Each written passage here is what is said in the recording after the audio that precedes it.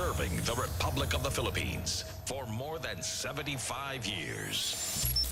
Ito po ang Presidential Broadcast Service. Ang Pilipinas ngayon. Narito na ang pinakamainit na mga balita na nakalap sa bawat sulok ng bansa. Ihahatid sa bawat Pilipino saan man kayo sa mundo.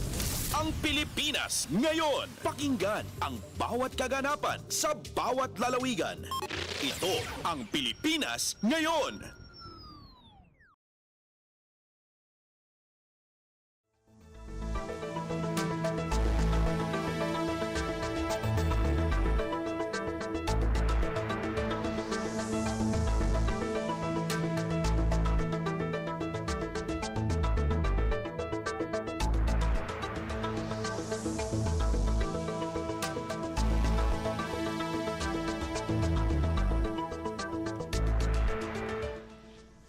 Magandang araw po sa ating mga tagapakinig. Welcome po muli sa ating programang Ang Pilipinas Ngayon. Napapakinggan po ninyo saan mang bahagi ng mundo sa pamamagitan ng ating himpilan, ang Radyo Pilipinas World Service ng Presidential Broadcast Service. Napapakinggan po tayo sa mga sumusunod na shortwave frequencies sa 9.960 MHz, 12.120 MHz at 15.190 MHz.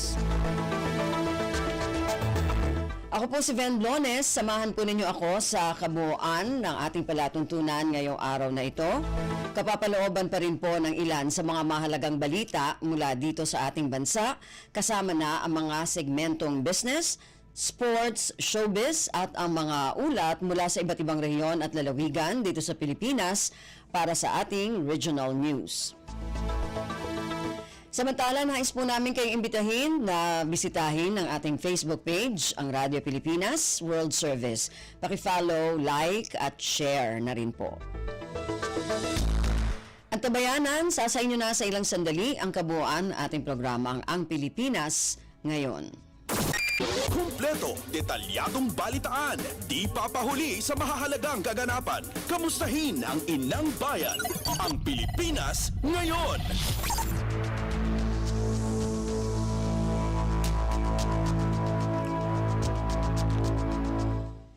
Sa ating mga balita, pinangunahan ni Pangulong Ferdinand Romualdez Marcos Jr. ang pagbubukas ng Maersk Optimus Distribution Center sa Calamba City, Laguna ngayong Miyerkules, Oktubre at 30. Ang Maersk Optimus Distribution Center ay isa sa mga pinakamalaking logistics center sa Pilipinas na nagkakahalaga na 4.8 bilyong piso. Mayroon itong state-of-the-art na teknolohiya na magsisilbing fulfillment center at magsisilbi sa Calabar Zone Region at mga kalapit na lugar. Narito ang kabuuang talumpati ni Pangulong Ferdinand Romualdez Marcos Jr. kaugnay ng naturang kaganapan. For many in our country, the idea of logistics seems like an abstract concept. When we order goods online, we often overlook that this intricate system that moves goods across our islands from farms to markets, warehouses to homes, yet quietly keeps the rhythm of our daily lives, ensuring food on our tables, medicine for the sick, and packages at our doorstep. Without logistics, the seamless flow of our lives and conveniences we have grown accustomed to would simply break. But beyond keeping the flow of commerce seamless, logistics also fuels our economy and creates jobs for our people. We hear at this point, especially after the pandemic, a lot of talk about supply chains and robust supply chains. And this arises from the lessons that we have learned during the pandemic, where supply chains were broken. And many of them no longer came back. And therefore, the lessons learned from the pandemic are that those supply chains have to be robust. And when such a tragedy such as the pandemic hits us, that we still have the capability to move people and goods around. Facilities such as this are the nodes of that supply chain. Everything that we receive in our homes, all the deliveries that we receive in our businesses have to go through a facility like this, so that they organize, as you can see, the goods that need to be moved on to their final destination. That is why today's inauguration is so important. The journey of the Philippine logistics sector has been marked by our ability to overcome challenges and to seize new opportunities. Following its growth in 2018 and 2019, the transportation and storage industry has withstood unprecedented disruptions, as I spoke about the pandemic. But despite this, the sector has rebounded. And in the second quarter of this year, the transport and storage sector posted a growth of 14.8%. It ranked second only to construction as the fastest growing industry in the Philippines. This growth is sustained by more than 3.68 million Filipinos who are employed in this sector in the first half of 2024. The transport and storage sector is also projected to achieve a market size of over 1.16 trillion pesos by 2027. This reflects the rapid and stable pace of its development. Globally, the Philippines' logistics sector has shown marked improvement in competitiveness. In the World Bank's 2023 Logistics Performance Index, we climbed to the 43rd spot out of 139 economies, a great improvement from our previous place at 60th in 2018. Our gains in customs efficiency, infrastructure quality, on-time deliveries make this rank improvement possible. With the grand opening of the Maersk Optimus Distribution Center, our logistics system will be a step closer to become a powerful force, bridging our islands, breathing life into our industries, our businesses, bringing together our people on a path towards sustained development. The Maersk Optimus Distribution Center attests to the shared vision of Maersk Philippines and Solid Group Incorporated, a vision for a more inclusive and sustainable growth.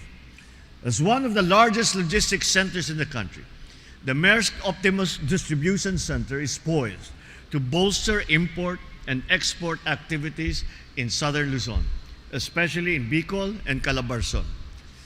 This strategic location in Calamba aligns with our efforts to decongest Manila and to unlock the economic potential in the countryside. With this project, it is our citizens who stand to benefit the most. For many Filipinos, it opens many new doors. In the coming years, the Maersk Optimus Distribution Center is expected to create employment for 1,000 people in its surrounding communities and indirect employment for another 1,000 individuals, from vendors and service providers to truckers and beyond. And I think Secretary Chris Roque will agree with me. Those are very conservative numbers, because generally speaking, when a large plant such as this is put up in a community, the downstream employment that comes, both the full employment and partial employment, is usually 3 times the direct employment in the facility. So it is a great boon to the local community. And this company will be doing it in a sustainable manner, as we have heard. In line with its social responsibility, this center has embraced environmentally sustainable practices, from utilizing solar power to reduce its grid consumption by 30% to deploying electric vehicles for the last mile services. It is committed to earning a gold certification under the Leadership in Energy and Environmental Design. Environmental stewardship is a cornerstone of this administration's agenda, and it is heartening to see the private sector partners echoing this commitment. It is more critical as we face natural calamities such as the typhoons and storms that have intensified because of climate change. Your values as a company align with this administration's priorities to transition to cleaner and more renewable sources of energy. It is imperative for both the public and private sectors to adopt effective, responsive, and ecologically sound practices. As such, it is our fervent hope that your investment will continue to grow, and we hope, like other like-minded businesses, they will take stock of the country's logistics sector as we continue to pursue measures to reduce costs and make industry more competitive. To Maersk Philippines and Solid Group Incorporated, thank you for spearheading this initiative. I urge you to build more agile and flexible end-to-end supply chains, fortifying the groundwork of a more competitive industry for all. Let this day reaffirm our commitment to constructing a bagong Pilipinas where we work hand in hand to ensure that prosperity flows into every corner of our archipelago. Kumpleto, detalyadong balitaan, di papahuli sa mahahalagang kaganapan. Kamustahin ang inang bayan, ang Pilipinas ngayon.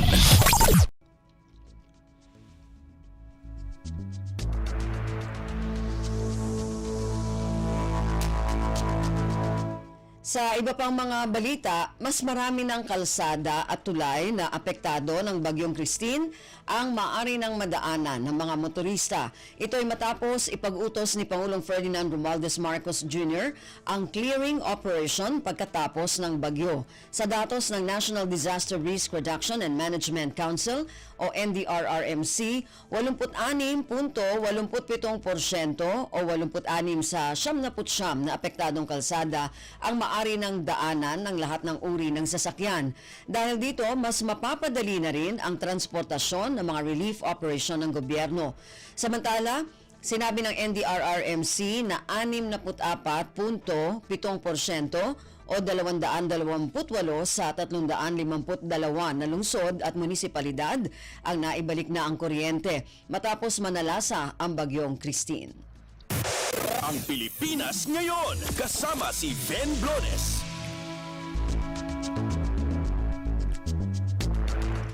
Inatasan ni Pangulong Ferdinand Romualdez Marcos Jr. ang Energy Regulatory Commission o ERC na pag-aralan ang pagpapatupad ng pansamantalang relief sa pagbabayad ng kuryente sa mga lugar na sinalanta ng Bagyong Christine. Ayon sa ERC, ipinag-utos ni Pangulong Marcos ang pagkakaroon ng moratorium sa electricity line disconnections at koleksyon ng bayad mula Oktubre hanggang Disyembre ng 2024. Sinabi ng ERC na layunin ng Pangulo na matulungan na muling makabangon ang mga residente na sinalanta ng bagyo. Kasama sa naging atas ng Pangulo na gawing staggered o hulugan ang pagbabayad ng kuryente sa buwan ng Oktubre hanggang Disyembre sa mga lugar na isinailalim sa state of calamity. Kumpleto, detalyadong balitaan, di papahuli sa mahahalagang kaganapan. Kamustahin ang inang bayan, ang Pilipinas ngayon.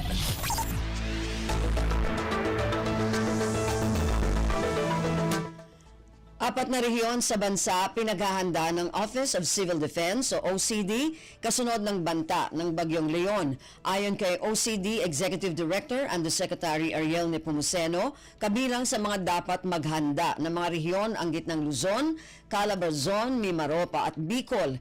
Ang detalye ng balitang ito mula kay J. Mark Dagala. Pinaghahanda ng Office of Civil Defense ang mga residente sa apat na rehiyon sa bansa sa inaasahang hagupit ng Super Bagyong Leon.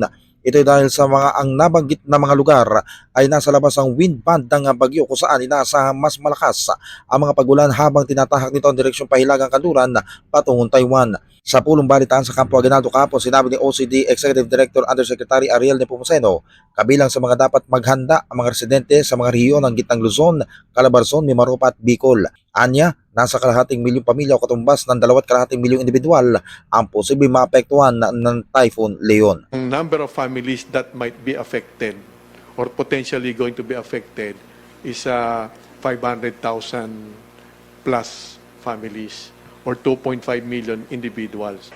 Ganong karami ang taong tinitingnan natin na dapat handa tayong matulungan in case talagang tumama ng di maganda na naman ang Bagyong Leon. Ang tinig ni Undersecretary Ariel Nepomuceno. J. Mark Dagala, Radyo Pilipinas. Pasada ng mga balita mula sa Pilipinas para sa mga Pilipino saan man sa mundo. Ang Pilipinas ngayon. Nadagdagan pa ang bilang ng mga napaulat na nasawi dahil sa pananalasa ng Bagyong Christine. Batay sa pinakahuling datos mula sa National Disaster Risk Reduction and Management Council o NDRRMC, pumalo na sa 145 ang bilang ng mga nasawi kung saan 14 ang kumpirmadong may kaugnayan sa bagyo matapos sumailalim sa balidasyon. Nasa 115 ang napaulat na nasugatan dahil sa bagyo habang nasa 37 ang nawawala.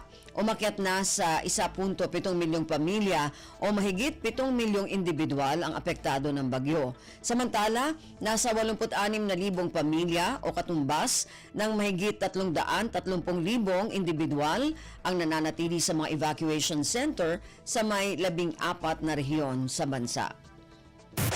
Ang Pilipinas ngayon, kasama si Ben Blones.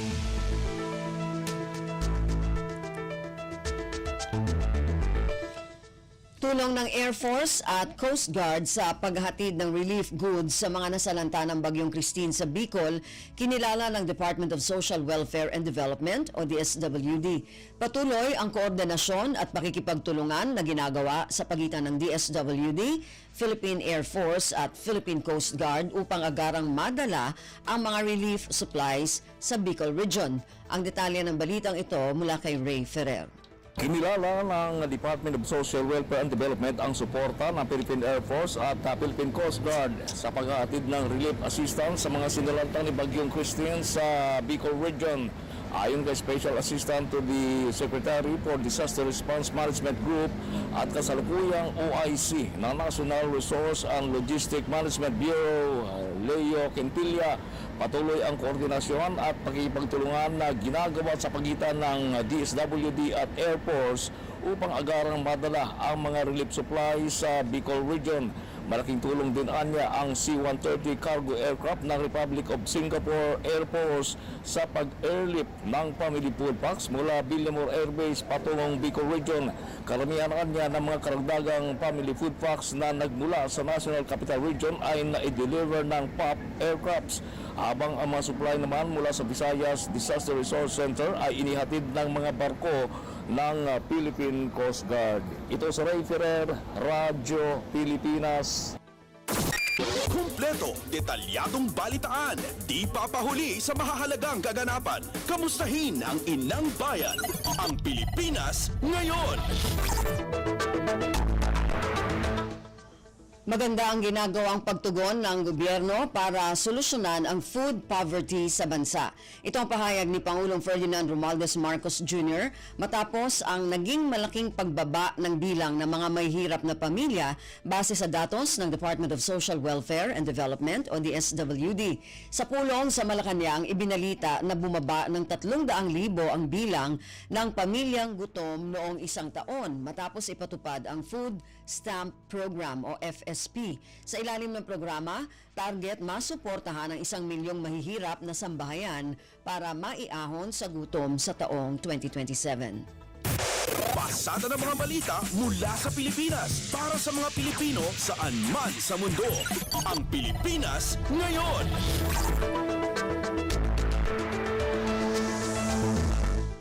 Bangko Sentral ng Pilipinas o BSP nananatiling nakatuon para suportahan ang pagsisikap na maialis ang bansa sa Financial Action Task Force Gray List. Kasama sa pagsisikap na ito ng BSP ang pagpapalawak sa pangangasiwa sa money service business at pagpapatibay ng mga sanctions framework laban sa terorismo at proliferation financing.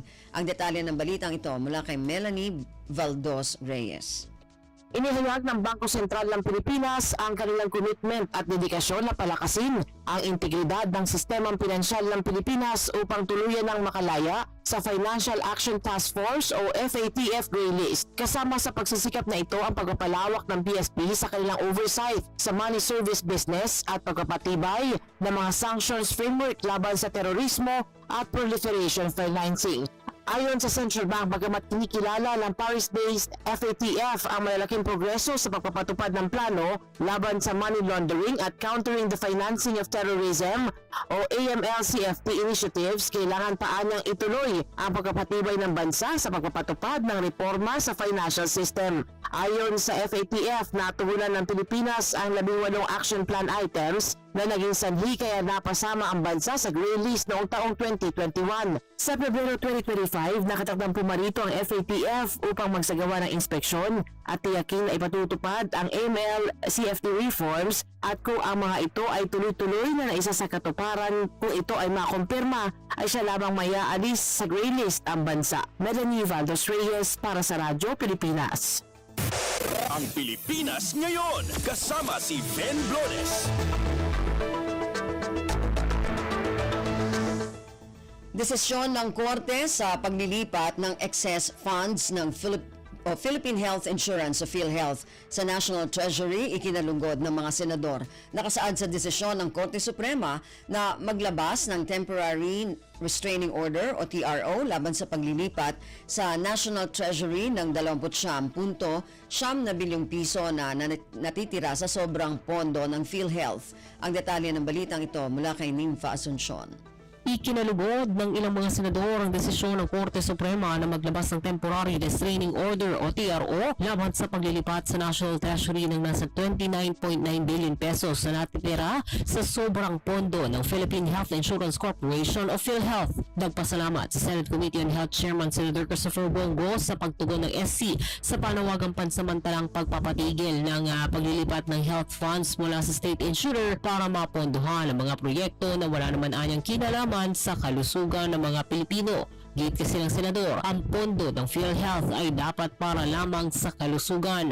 Sinabi naman ni Senate Minority Leader Coco Pimentel na sa pamamagitan ng desisyon ng kataas-taasang hukuman ay hindi maglalaho ang PhilHealth funds habang nireresolba pa ang kaso. Naniniwala si Pimentel na ang pinag-uusapang pondo ay kontribusyon ng mga PhilHealth members kaya naman dapat anya itong ituring na sacred funds. Magandang ideya rin anya nabantayan ang wording ng mga mekanismo na nagpapahintulot sa paggamit ng unprogrammed funds. Mula Senado, ito si Nympha Asuncion para sa Radyo Pilipinas. Kumpleto, detalyadong balitaan, di papahuli sa mahahalagang kaganapan. Kamustahin ang inang bayan, ang Pilipinas ngayon.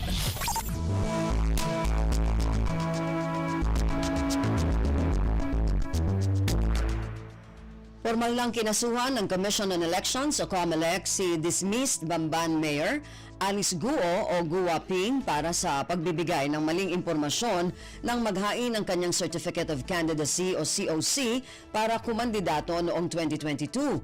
Ayon sa COMELEC, nilabag ni Guo ang Omnibus Election Code Section 74.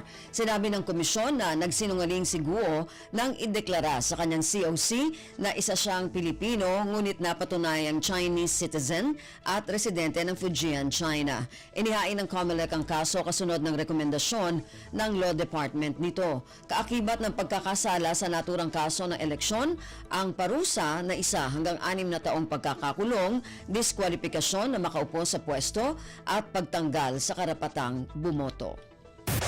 Pasada ng mga balita mula sa Pilipinas para sa mga Pilipino saan man sa mundo. Ang Pilipinas ngayon. North Luzon Expressway o NLEX nag-abiso na sa mga motorista sa inaasahang mabigat na trapiko simula Oktubre 31. Simula alas 6 ng umaga ng Oktubre 31 hanggang Nobyembre 1, mula alas 5 ng umaga hanggang alas 2 ng hapon, inaasahan na ang pagbigat ng trapiko sa expressway, partikular sa northbound. Ang detalye ng balitang ito mula kay Mary Ann Bastasa. Handa na ang pamunuan ng NLEX SCTEC sa pagbukso muli ng mga motoristang mag-uuwian sa probinsya ngayong panahon ng undas. Sa abiso nito sa mga motorista, simula alas 6 pa lang na umaga ng October 31 ay inaasahan na ang mataas na volume ng trapiko sa expressway, particular sa northbound, hanggang sa November 1 mula alas 5 ng umaga hanggang alas 2 ng hapon. Para naman sa mga papasok ng Maynila, asahan ang mataas na volume ng trapiko sa November 2 mula alas 3 ng hapon hanggang alas 10 ng gabi at November 3 mula alas 2 ng hapon hanggang alas 8 ng umaga ng November 4. Dahil dito hinihikayat ang mga motoristang dadaan ng NLEX, SCTEX at NLEX Connector na bumiyahe sa non-peak hours para maiwasan ang mahabang trapiko at delay. Pinapayuhan din ng mga itong tiyakin na may sapat na load ang kanilang mga RFID account. Paiigtingin naman ang Metro Pacific Tollways Corporation ng traffic management measures para masigurong matutugunan ang inaasahang mas malaking traffic volume ngayong undas. Magbibigay din ito ng libreng towing service para sa Class 1 vehicles mula alas 6 ng umaga ng October 31 hanggang alas 6 ng umaga ng November 4. Ito si Mera Bastasa para sa Radyo Pilipinas. Ang Pilipinas ngayon, kasama si Ben Blones.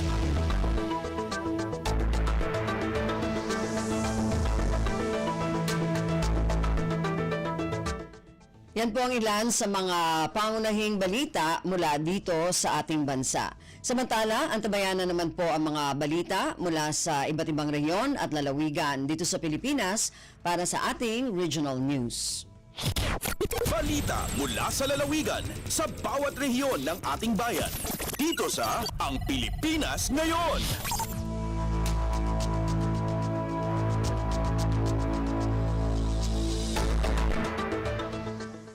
Dumako na tayo sa ating regional news. Unahin natin ang mga balita mula sa rehiyon ng Luzon.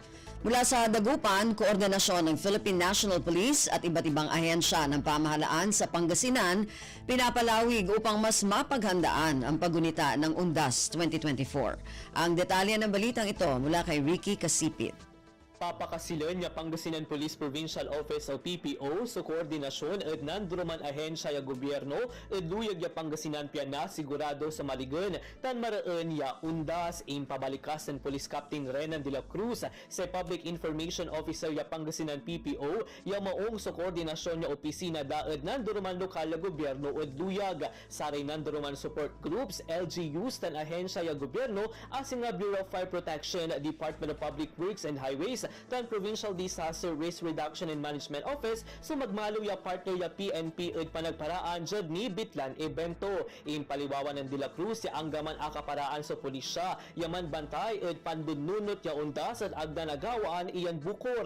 Katon aki salamat si De La Cruz at sari ahensya ya gobyerno ya imubat at pilalak ya na sigurado sa maraan tan ligtas ya undas. Ingangan met ng Pangasinan PPO Director Police Colonel Rollifer J. Kapukyan so maximum deployment na sari pulis yaman patrolya at sari sementeryo, transport hub, tourist destination tan karsada ya Pangasinan. Malalapod dyan RP Dagupan City Pangasinan ay si Ricky Kasipit para sa Radyo Pilipinas World Service. Balita mula sa lalawigan sa bawat rehiyon ng ating bayan. Dito sa Ang Pilipinas Ngayon.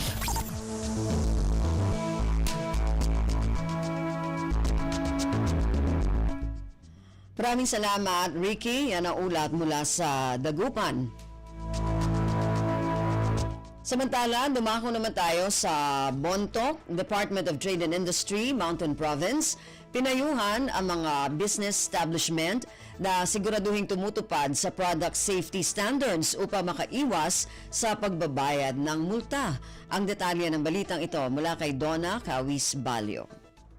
Binagaan ti Department of Trade and Industry Mountain Province dagiti business establishments dito'y probinsya nga siguraduan sertipikado dagiti laklako da a produkto tapno malapdan ti panakamulta ken panakakonpiskar dagiti uncertified a produkto da. Sigon ken ni Consumer Welfare and Protection Division Chief Margaret Gayudan daytoy ket maitutop iti may sa akarabangan ti consumer a right to safety. Manipod Enero ingana itaabulan at dan sa nga pulo ket upat nga establisimento ang natiliw dito'y probinsya nga gilaklako kadagiti uncertified products.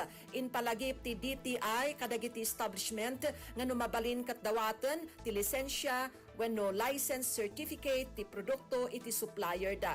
Inbaga na pay nga gisaysayang ka ti DTI iti binulan a monitoring ken regular nga information education campaign amang ipalagip kadagiti establishment iti obligasyon da tapno malapdan ti penalty ken panaka-confiscar dagiti lakuda.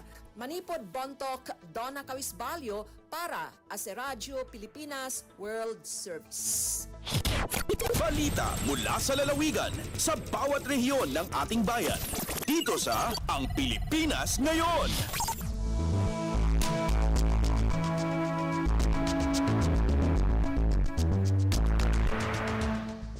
Maraming salamat, Donna. Yan ang ulat mula sa Bontoc. Dumako naman tayo sa Lucena, lalawigan ng Laguna. Idineklarang nasa state of calamity dahil sa Bagyong Christine. Ang detalye ng balitang ito mula kay Tom Alvarez. Idineklarang under the state of calamity ang lalawigan ng Laguna base sa resolusyon ng PDRM Council na ipinasa sa Sangguniang Palalawigan na nilagdaan ni Governor Ramil Hernandez bunga ng nagdaang Bagyong Christine. Ayon sa pabarid ng Laguna Provincial Information Office, dahil dito ay inaasahan na mas mapapabilis ang pagbibigay ng tulong sa mga labis na naapektuhan ng bagyo, gayon din ang rehabilitasyon at pagsaayos ng mga nasalantang lugar. Ayon naman sa tala ng Laguna Office of the Provincial Agriculturist, ay umabot na sa mahigit 84 million pesos halaga ang damage na hatid ng Bagyong Christine sa sektor ng agrikultura sa lalawigan. Patuloy pa rin ang isinasagawang relief operations ng pamahalaang pandalawigan sa mga bayan at lungsod na lubhang sinalanta.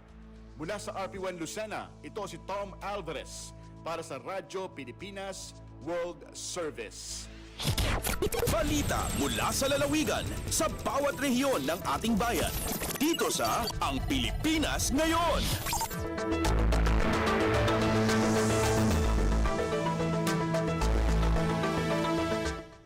Maraming salamat, Tom. Yan ang ulat mula sa Lucena. Samantala, dumako naman tayo sa Palawan. Medical scholars ng pamahalaang panlalawigan ng Palawan na ganap ng mga doktor, halos nasa 100 na. Ang detalye ng balitang ito mula kay Lizelle Pilapil.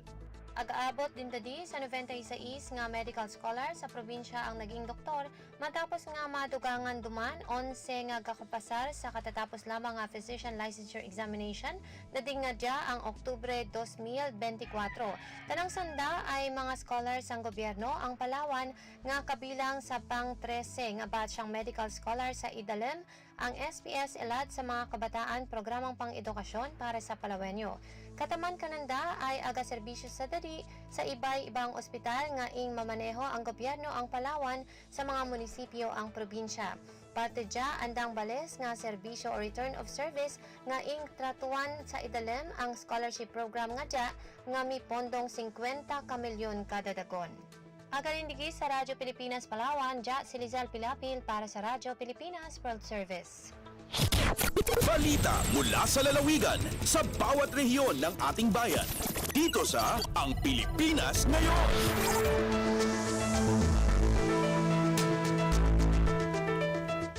Maraming salamat, Lizelle. Yan ang ulat mula sa Palawan at kabuuan na ulat mula sa rehiyon ng Luzon. Dumako naman tayo sa rehiyon ng Kabisayaan. Mula sa Calbayog, iilang individual sa lungsod ng Calbayog maagang bumisita sa mga sementeryo sa lungsod. Ang detalye ng balitang ito mula kay Suzette Pretencio. Sa tidaraon nga pag-obserbar sa undas o kalagkalag, pipira na nga mga individual sa syudad San Calbayog ang ginpili nga temprano nga magbisita sa Catholic Cemetery ng Calbayog Memorial Park agud magtadok san kandila ug magampo para sa era mga nawara nga hinigugma nga tawo. Sa nasabi nga mga sementeryo, makikita ang pipira nga mga pamilya nga nagdadara sa mga bukad o kandila o sa nga tradisyonal nga pamaagi sa paghinumdom og pagpakita san paghigugma para sa mga patay. Sumalakan Gloria Montaño, residente sa Barangay Luok, Calbayog City, nga temprano siya nga bumisita sa lubnganan sa iya Iroy tungod sa pag-abot sa Bagyong Leon, nga dugang pa ni Nanay Gloria nga bangin diri siya makabisita sa adlaw mismo sa kalagkalag, labi na nga iya balay inadton pa sa bukid. Tikang sa Radyo Pilipinas Calbayog, ini si Suzette Pretencio para sa Radyo Pilipinas World Service. Balita mula sa lalawigan sa bawat rehiyon ng ating bayan. Dito sa Ang Pilipinas Ngayon.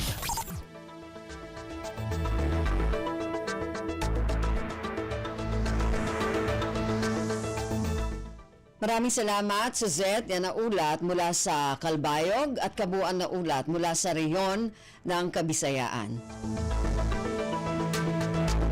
Samantala, dumako naman tayo sa rehiyon ng Mindanao mula sa Tandag. Pamahalaang lungsod ng Tandag sumailalim sa National Gawad Kalasag Field Validation. Ang detalye ng balitang ito mula kay Raymond Aplaya. Mipailaom sa National Gawad Kalasag Field Validation ang lokal nga panggamhanan ning syudad sa Tandag. Gipay gayon among evaluation sa mga national validators nga gilangkuban nila ni Michelle Grace Andela Villarosa gikan sa Mines and Geosciences Bureau o MGB Central Office, Monica Llaneda o Abigail Casison gikan sa Office of Civil Defense o OCD NCR o Vixon Cedric Visveras gikan sa National Economic and Development Authority o NEDA Central Office. Mainiton usab sila nga giabi-abi sa mga empleyado sa City Hall sa pagpanguna ni City Mayor Roxanne Pimentel. Una niini, nasayran nga usa ang syudad sa Tandag sa top 3 National Gawad Kalasag finalist dinhi sa Caraga Region. Ang Gawad Kalasag Search for Excellence in Disaster Reduction and Management and Humanitarian Assistance naghatag og pag-ila og pasidungog alam niya ato mga LGU ug ban pa mga stakeholders nga nagapromote o nagapatuman sa mga disaster risk reduction and management, climate change adaptation and humanitarian assistance programs sa tumong nga maproteksyonan ang mga high-risk communities gikan sa extreme hazards dungan sa paghimo og mga lakang aron matubag kini nga mga hulga. Gikan sa Radyo Pilipinas Tandag, kini sa Raymond Aplaya, alang sa Radyo Pilipinas World Service. Balita mula sa lalawigan sa bawat rehiyon ng ating bayan. Dito sa Ang Pilipinas Ngayon.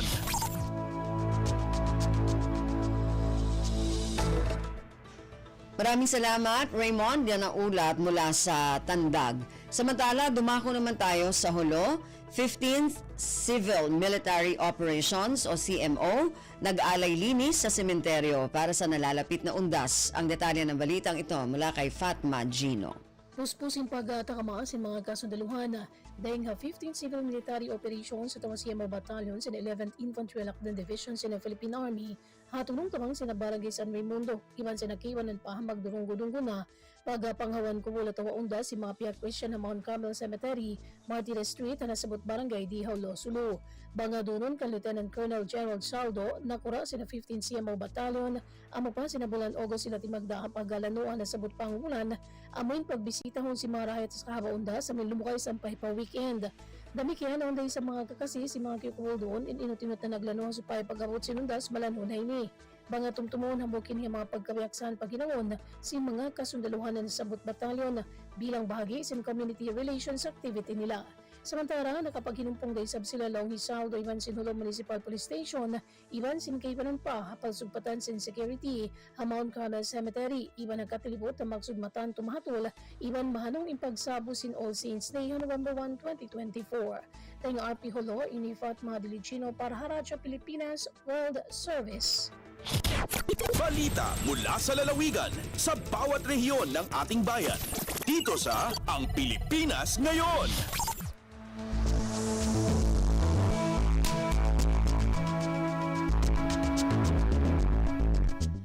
Maraming salamat, Fatma. Yan ang ulat mula sa Hulo.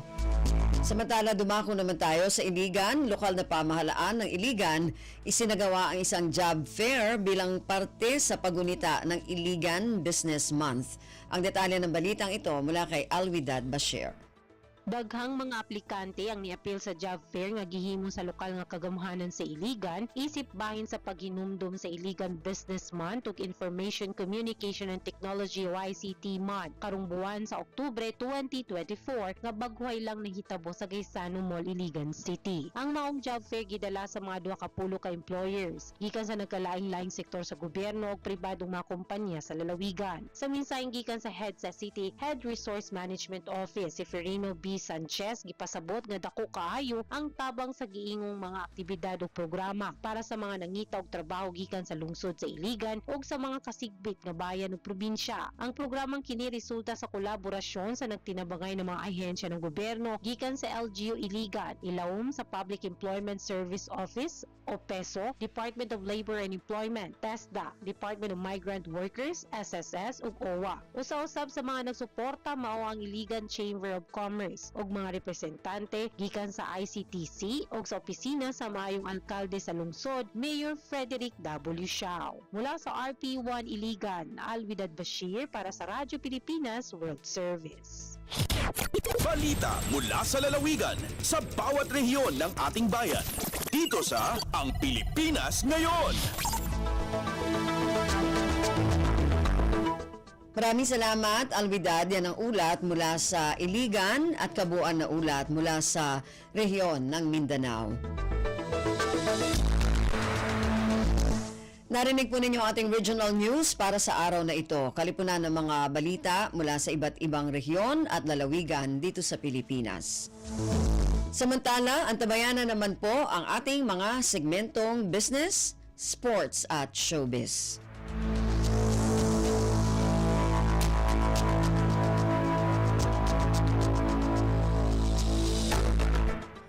Okay, dumako na tayo sa ating mga segmento. Unahin natin ang ating balitang negosyo. Ihatid sa atin ang ating kasama na si Erwin Peñano.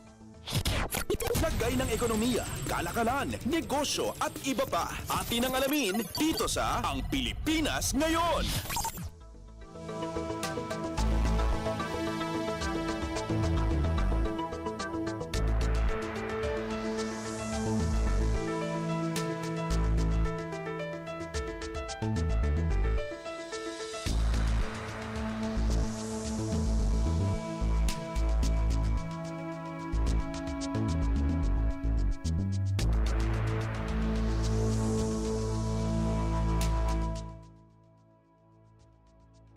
Magandang araw, narito na ang mga naungunang balita sa larangan ng pagnenegosyo at kalakalan. Muling binigyang diin ng Department of Trade and Industry o DTI ang pangako nitong pag-akapay sa electric vehicle o EV manufacturing sa bansa. Ginawa ni DTI Undersecretary at Board of Investments Managing Head Severino Rodolfo ang commitment bilang tugon sa demand na dulot ng Public Utility Vehicle Modernization Program o PUVMP ng pamahalaan. Ayon kay Rodolfo, ang pag-asiste sa local EV industry ay isa lamang sa manufacturing solutions ng gobyerno upang matugunan ang mga kasalukuyang hamon sa PUV modernization. Sa pamamagitan din anya ng ganitong sistema na tinawag niyang unique opportunity ay natitiyak ang karagdagang trabaho para sa mga Pilipino bukod pa sa pinalakas na ecosystem ng electric vehicles sa bansa. Matatandaang pinaarangkada ngayon ng pamahalaan ang pagmomodernisa ng mga pampublikong sasakyan sa layong matiyak ang kaligtasan ng mga mananakay maging ang pagbawas sa carbon footprints na ibinubuga ng mga lumang modelong sasakyan. Dahil dito, tumaas ang demand sa mga compliant model vehicle na hindi naman mahabol ng local manufacturing sector dahil sa limitadong operasyon at problema sa supply chain. Upang matugunan pang lalo ito, inihayag ng pamahalaan ang posible pang pagpapalawig sa incentives package ng EV manufacturers at users nang sa gayon ay mapasigla pang lalo ang local EV industry.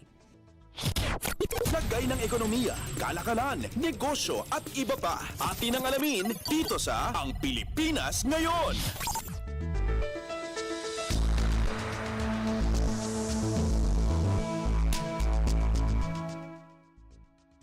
Sa iba pang balita, sa kabila ng magandang progreso sa promosyon ng digital payments, aminado ang Bangko Sentral ng Pilipinas o BSP na marami pang kailangang punang puwang para makamit ang kanilang digitalization goals sa bansa. Ayon kay BSP Deputy Director Maria Cristina Masangkay, malayo pa ang tatahakin ng kanilang kampanya sa paggamit ng digital payments, lalo't kasalukuyan pa ring may mga hamon gaya ng sa pagpapahusay ng digital infrastructure, pagpapalakas ng internet connectivity, pagiging abot kaya ng digital payment fees at sa malawakang pagtanggap sa nasabing pamamaraan ng pagbayad. Sa kabila nito, puspusan anya ang Bangko Sentral para mapalakas pa ang kampanya sa digital payments at matamo ang kanilang goals.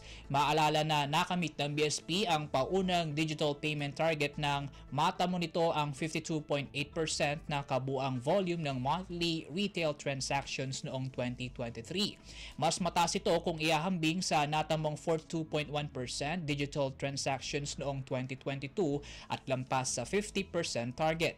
Sunod na goal naman ng BSP ang mapaangat pa ito sa 60 to 70% sa 2028. Samantala sa kabila ng pagkawing sa digital payments, kinikilala pa rin na BSP Governor Eli Remolona ang pangangailangan sa banknotes at sa pagsisigurong secure, mas matibay at mas sustainable ito.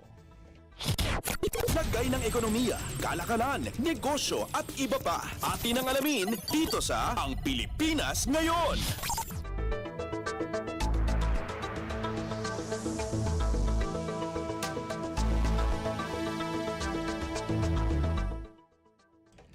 Nagpakita ng impresibong performance ang Philippine Motor Vehicle Output noong Agosto, dahilan para maging isa ito sa top performers sa Timog Silangang Asya pagdating sa nasabing buwan.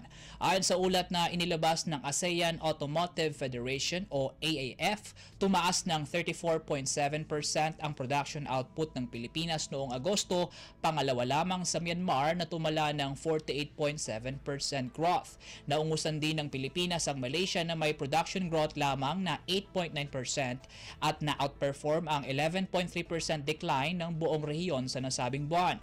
May malalaking ambag sa pagbaba ng produksyon sa buong ASEAN region ang Vietnam na may 7.4% declined output, 14.6% sa Indonesia at 20.6% sa Thailand. Sa unang 8 buwan naman ng 2024, nag-expand sa 17.3% ang Philippine motor vehicle production, pumapangalawa pa rin sa Myanmar na may 180% growth, ngunit nakauungos sa Malaysia na mayroon lamang na 7.8% na paglago. Samantala, pagdating naman sa motorcycle at scooter production na itala ng Pilipinas, ang pinakamataas nitong paglago ngayong taon buhat sa natamo nitong 101.3% production growth noong Agosto. Naungusan din ito ang tatlo pang kapitbahay sa ASEAN mula sa naitalang 6.9% production output increases ng Indonesia, 3.3% sa Malaysia habang 15.8% na pagbaba naman sa produksyon sa Thailand. Lagay ng ekonomiya, kalakalan, negosyo at iba pa. Atin ang alamin dito sa Ang Pilipinas Ngayon.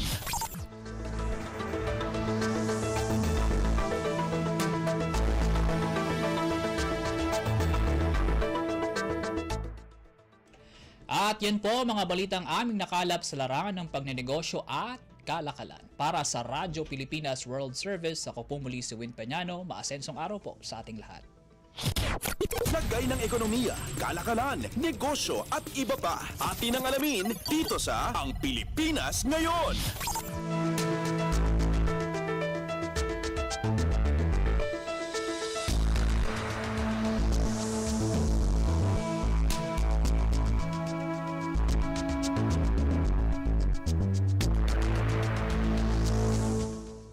Maraming salamat, Erwin. Yan ang ating balitang negosyo. Dumako naman tayo sa ating balitang pampalakasan. Narito naman si Leo Magpayo. Updates at pinakahuling mga usapin sa mundo ng palakasan. Atin ang pakinggan dito sa Ang Pilipinas Ngayon. Magandang araw. Narito na po ang Sports Balita. Lumapit ang San Beda University para sa isang pwesto sa Final Four ng NCAA Season 100 Men's Basketball Tournament pagkatapos dominahin ng koponan ang Jose Rizal University. Umasa ang Red Lions sa magandang performance sa second quarter para pataubin ang Heavy Bombers 83-70 sa kanilang paghaharap sa Round 2 na ginanap sa San Juan Arena. Pinangunahan ni Season 99 Finals Most Valuable Player James Payusing ang San Beda sa nalikom nitong 18 puntos, 6 na rebounds at 3 assists habang nakagawa ng double-double si Jomel Puno ng may 17 puntos at 12 rebounds. Nakuha din ng Red Lions ang kanilang ikasyam na panalo sa loob ng 14 na laro kahit kulang-kulang sila sa manlalaro kung saan hindi nakapaglaro sina Brian Sajonia, Bismarck Lina at Nigel Gonzalez dahil sa injuries at suspension. Dahil sa panalo, 2 panalo na lamang ang kailangan ng San Beda para opisyal na samahan ang College of St. Benilde at Mapua University sa Final Four. Pinangunahan naman ni Sean Argente at Joshua Giab ang Heavy Bombers sa nagawa nitong 16 at 13 puntos ayon sa pagkakasunod. Updates at pinakahuling mga usapin sa mundo ng palakasan. Atin ang pakinggan dito sa Ang Pilipinas Ngayon. Balitang NCAA pa din, naiwasan ng Mapua University ang malamyang performance sa fourth quarter laban sa Lyceum of the Philippines University para palakasin ang kanilang tsansa na makuha ang twice-to-beat advantage sa NCAA Season 100 Men's Basketball Tournament. Tinakasan ng Cardinals ang Pirates 69-68 salamat sa 3-pointer ni rookie Lawrence Mangubat sa huling sandali ng laban na ginanap sa San Juan Arena. Nakuha ng Cebuano rookie ang huling 5 puntos ng Cardinals kasama na ang game winner para makumpleto ang pangunguna sa kanyang koponan na may 16 na puntos kasama pa ang 5 rebounds at 2 assists. Dehado ang Mapua sa huling 10 segundo ng laban kung saan nangunguna ang Pirates 68-66 at hawak ni reigning most valuable player Clint Escamis ang bola nang ipasa niya ito kay Mangubat at naipasok nga nito ang 3-pointer para sa panalo. Dahil sa panalo, gumanda ang record ng Cardinals sa 11-3 habang ang Pirates ay bumagsak sa 6-8 kartada. Malaki din ang naiambag ni Chris Hubilia para sa Mapua kung saan nagtapos ito ng may 14 na puntos, 2 rebounds, 1 assist at 1 steal, pati na rin ang 11 puntos ni Cyrus Cuenco at ang 10 puntos ni Escamis na nagdagdag pa ng 4 na assist, 3 rebounds, 1 steal at 1 tapal. Sa kabilang banda, nasayang naman ang game high ni Renz Villegas na 22 puntos para sa LPU. Updates at pinakahuling mga usapin sa mundo ng palakasan. Atin ang pakinggan dito sa Ang Pilipinas Ngayon. Umaasa ang katutubong Bicol na si Jason Miralpez na siya ay mapansin sa oras na sumabak ito sa kanyang kauna-unahang laban sa One Championship itong undas. Makakalaban ng 20 anyos na binansagang Dumangmang Warrior, si Robson de Oliveira sa One Friday Fights 85 sa Nobyembre 1 na gaganapin sa Lumpini Stadium sa Bangkok, Thailand. Papasok si De Oliveira sa laban ng may 8-2 record. Ang 6 na panalo ay sa pamamagitan ng submissions. Alam ni Miralpez na mapapalaban siya ng husto sa kanyang debut, subalit nagbigay ito ng pananabik sa panig ng Bicolano fighter. Ayon kay Miralpez, naniniwala siya na kaya niyang paghandaan ang laban sa Jiu-Jitsu black belt na may background sa wrestling. Para kay Miralpez, ito ay isang oportunidad para sa kanyang kinabukasan. Noong teenager pa lamang si Miralpez, nahanap niya ang kanyang tahanan sa Warriors MMA Academy at pagkalipas ng 3 taon, lalaban na siya sa sikat na Lumpini Stadium. Pagtungtong ni Miralpez sa lona itong Biyernes, lalaban siya hindi lamang para sa kanyang sarili, kundi para sa buong team na umaasa na ang pagkakataong ito ay magbubukas ng iba pang oportunidad para sa kanila. Updates at pinakahuling mga usapin sa mundo ng palakasan. Atin ang pakinggan dito sa Ang Pilipinas Ngayon. At yan ang pinakahuling balita sa larangan ng palakasan. Para sa Radyo Pilipinas World Service, ito po si Leo Magpayo. Magandang araw. Updates at pinakahuling mga usapin sa mundo ng palakasan. Atin ang pakinggan dito sa Ang Pilipinas Ngayon.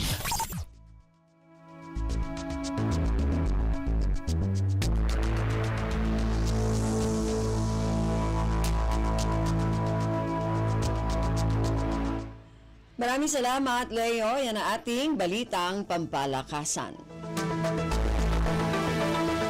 Samantala, para sa mga nag-aabang ng mga chismis mula sa mundo ng showbiz, para sa ating showbiz balita, narito naman si Stephanie Vicente.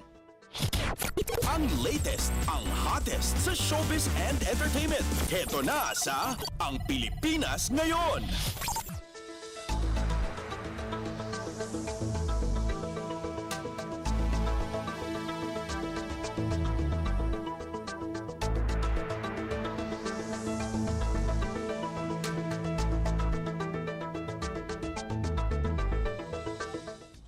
Magandang araw! Nagbabalik ang paboritong segmento ng mga chismoso at chismosa, ang segmentong Balitang Artista. Narito muli ang iyong chika Dora Steph Vicente upang hatid ang mga pinakamainit na showbiz balita para sa araw na ito. Hindi ko na patatagalin pa ang ating introduction at simulan na natin ang ratsyada ng mga chika. Kinilala si Heart Evangelista sa Dubai ng The Fashion Factor dahil sa lasting impact ng kanyang impluensya sa fashion. Ayon sa kanilang post, quote-unquote, introducing Heart Evangelista, Fashion Icon Award recipient. We are proud to honor Heart Evangelista at I Am Heart E with the esteemed Fashion Icon Award. A true style visionary, her passion for fashion shines in every day of her life. Heart's world is both remarkable and inspiring. She is not just a fashion icon, but also a generous advocate for others. Always concerned for those around her, her thoughtful approach leaves a lasting impact. Kasabay nito ang pagrampa niya sa opening ng Atelier Zura show. Kaya naman palakpakan ang fans ni Heart lalo na at sa Dubai nakabase itong si Pia Wurtzbach na alam naman natin parang may silent rivalry itong dalawang ito sa larangan ng fashion.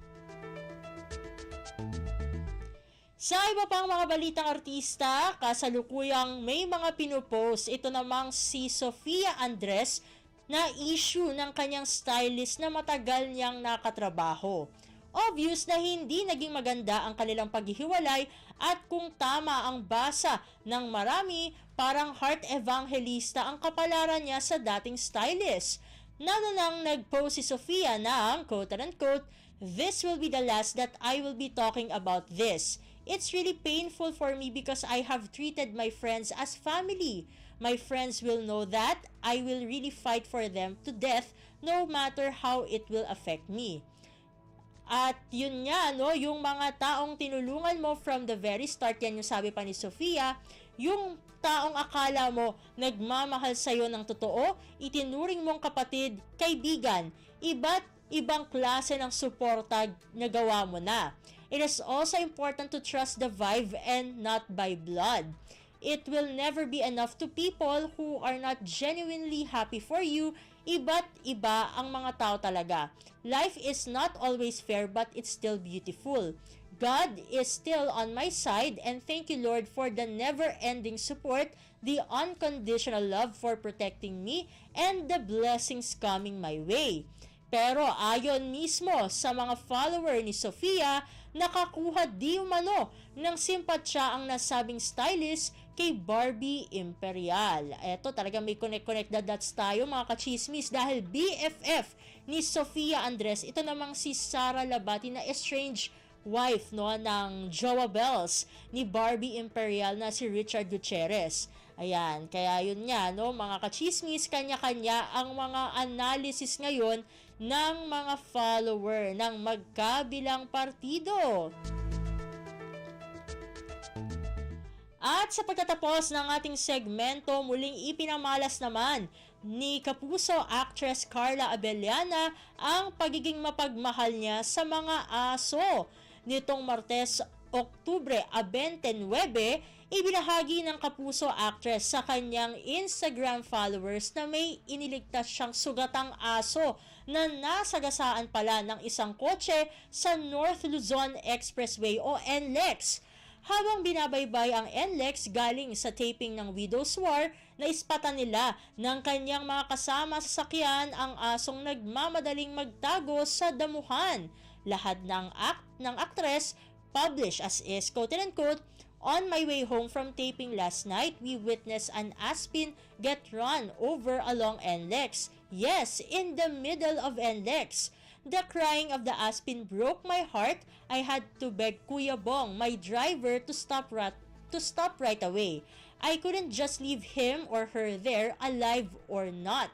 And as soon as we managed to park safely by the side, I grabbed my blanket and just ran for my life on the side of the road, looking for the hit and run victim. We couldn't find him or her and I was starting to panic. Nahirapan daw si Carla na hanapin ang sugatang aso dahil madilim ang paligid, kaya humingi siya ng flashlight sa kanyang driver. Pero hindi pa rin nila ito nakita agad. Mabuti na lamang at tumulong daw ang kanyang assistant at ito ang nakahanap sa aso na tila babawian na ng buhay. Pagpapatuloy ni Carla, quote-unquote, I asked Kuya Bong to get me a flashlight and we started focusing on the shrubby area by the side of the road. The Aspin was still nowhere in sight. Thankfully, a few moments later, Anna, my personal assistant, found him laying on the shrubs, motionless. He was skin and bones, appeared to be very young and a bit cold to the touch, but he was still blinking. Agad daw nila dinala ang aso sa pinakamalapit na veterinary hospital. Naku, konti lang ang oras natin para sa ating segmentong Balitang Artista. Maraming salamat mga kachismis para sa inyong pakikinig sa ating segmento. Ako muli, ang inyong chikadora, Steph Vicente para sa Radyo Pilipinas World Service! Ang latest, ang hottest sa showbiz and entertainment. Heto na sa Ang Pilipinas Ngayon.